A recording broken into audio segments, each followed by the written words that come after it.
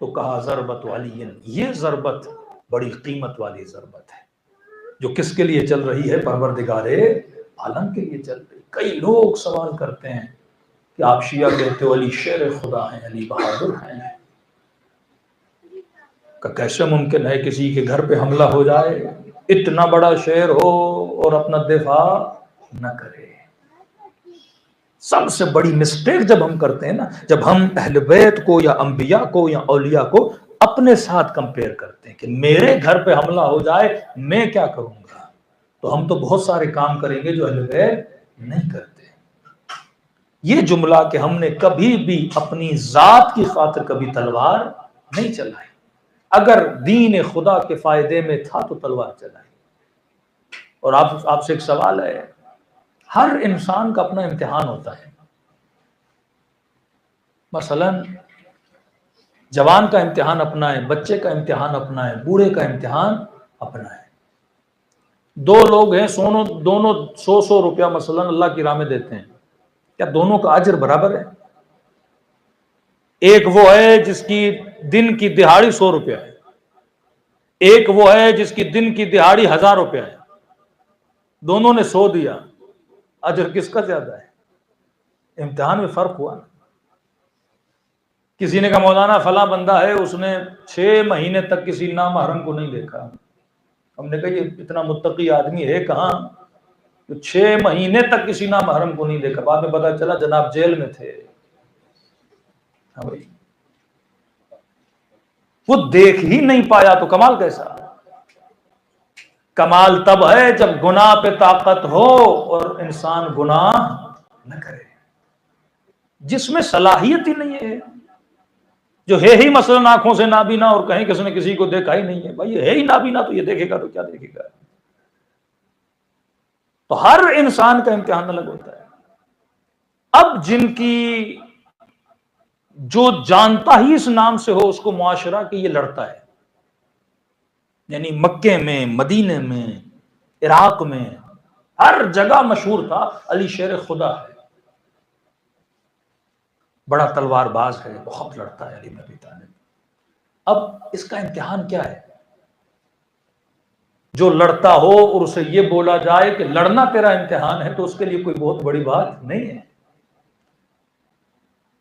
مثلا میرا کام ہی مجلس پڑھنا ہے اور بولے مولانا آپ کا امتحان یہ ہے کہ کل ایک اور مجلس پڑھو، یہ میرا امتحان تھوڑی ہے۔ جو بالکل پڑھتا ہی نہیں اس کا امتحان ہے۔ ایک بچہ فٹ بال کا بڑا ماہر ہے، اسے بولا جائے آپ کا امتحان یہ کہ فٹ بال کھیلو، اور جو کرکٹ کھیلتا ہے اسے بولے آپ کا امتحان ہے آپ کرکٹ کھیلو۔ امتحان تب ہے کرکٹ والے کو فٹ بال کھلاؤ اور فٹ بال والے کو کرکٹ کھلاؤ نا۔ علی ابن ابی طالب کا امتحان جب خدا نے لینا تھا، امتحان یہ نہیں کہ علی لڑے،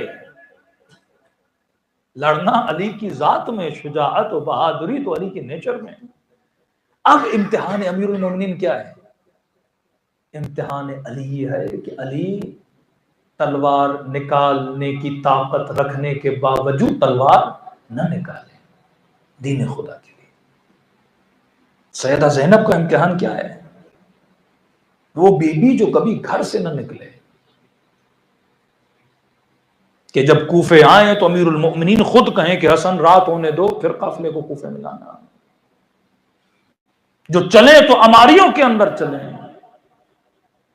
جو حاکم کے دربار میں سیدہ فاطمہ جائیں تو آگے بھی بیبیاں پیچھے بھی بیبیاں، کا اتنا رش کیوں تھا کہ سیدہ نہیں چاہتی تھی ان کے قدموں کے نشانوں پر بھی کسی نامحرم کی نگاہ پڑے، کہ گھر میں نابینا بھی آ جائے تو کہیں کہ بابا میں نہیں آؤں گی، رسول کا بیٹی یہ دیکھ نہیں رہا، کہ بابا میں یہ بھی نہیں چاہتی کوئی نامحرم کہ ناک تک بھی میرے وجود کی خوشبو جائے۔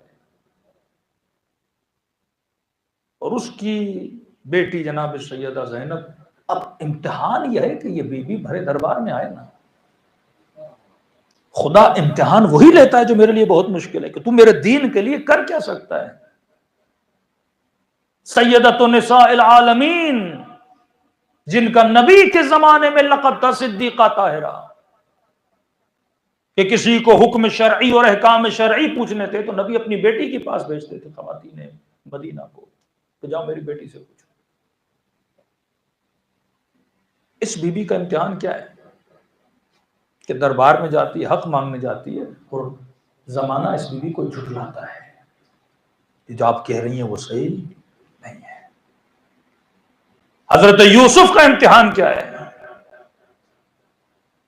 این جوانی کے عالم پر ہے، فرماتے اللہ مرحم ربی، اگر خدا رحم نہ کرتا تو ان النفس لامارۃ بالسوء، کس قدر زلیخا نے محفل حرام کو سجانے کے لیے اس کمرے میں ایسی تصویریں لگائیں، اور انسان جوانی کے عالم پر ہو،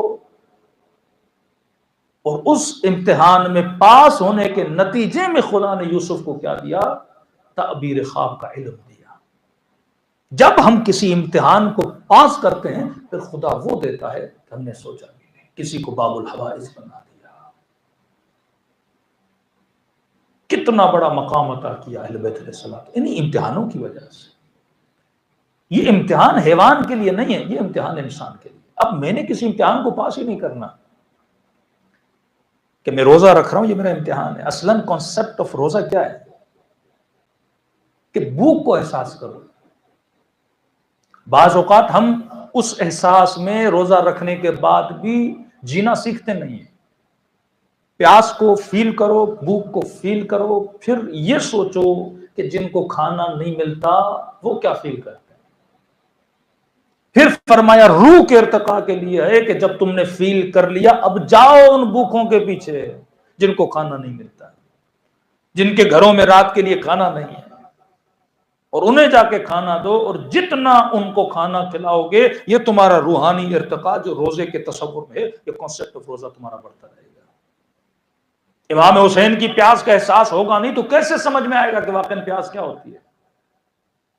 ابھی ہم مدینے یا مکے گئے، صحیح صفا و مروہ 7 مرتبہ ادھر ادھر، واقعا بندہ دوڑ دوڑ کے تھک جاتا ہے، چھت بھی ہے، زمین ٹھنڈی بھی ہے، پنکھے چل بھی رہے ہیں۔ میں سوچ رہا تھا اتنی تپتی ہوئی دھوپ میں جناب ہاجرہ کیسے دوڑی ہوں گی؟